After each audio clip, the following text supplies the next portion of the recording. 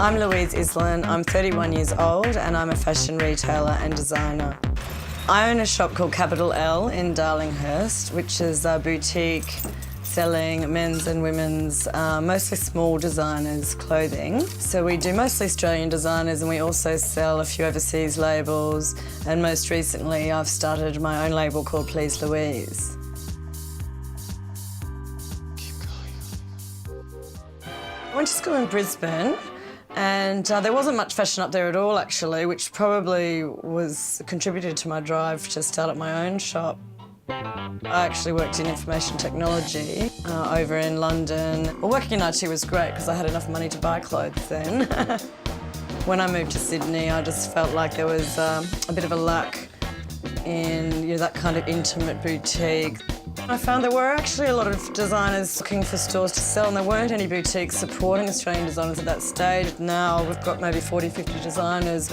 We have sort of all come into the industry at the same time and we've all grown and expanded together. At one stage I wanted to be a vet, but I think I was encouraged to go into commerce because it was quite a broad degree. Then I did get into the whole accounting thing, went to Ernst & Young, worked there, did my chartered accounting, my professional year and qualified and all that. So it gave me a very good business grounding, been an invaluable experience really. Yeah, enjoyed fashion and clothes, so I just thought, well, I'll give that a go.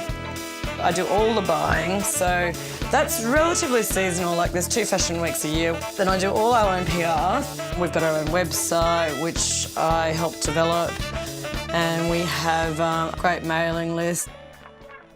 People think, fashion's glamorous, but then, I guess there's all sorts of administrative things that you've got to do. And it's encouraging working with a great group of designers that I do work with, seeing, their creative juices flowing and the pieces that they're coming up with. So we change our windows regularly as well as changing the interior of the shop regularly. So I'm always on the hunt for props. I regularly pop down to the antique shops, to all the markets. I think if you eventually wanted to be a designer, there's various university courses you can do where you do produce your own collection. So many of the rising stars, the new designers, are actually identified as they graduate from these courses.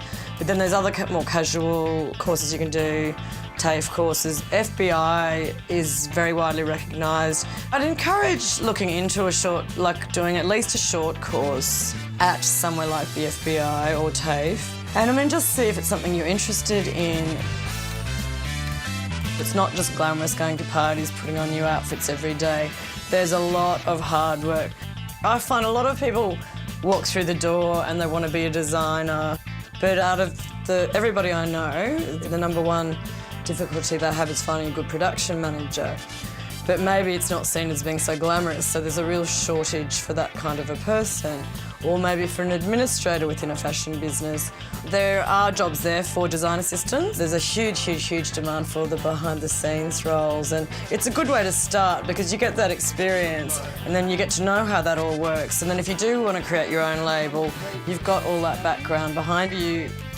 Australians who work in fashion media are increasing the awareness of Australian fashion. I love my job. I love the flexibility involved in having my own business. I love the colour and the fun and the flair involved in working with fashion. I love dealing with so many different creative people who I come into contact with, whether it's the designers, the stylists, the photographers, the media, people who, every day I come into contact with. It's very stimulating and inspiring.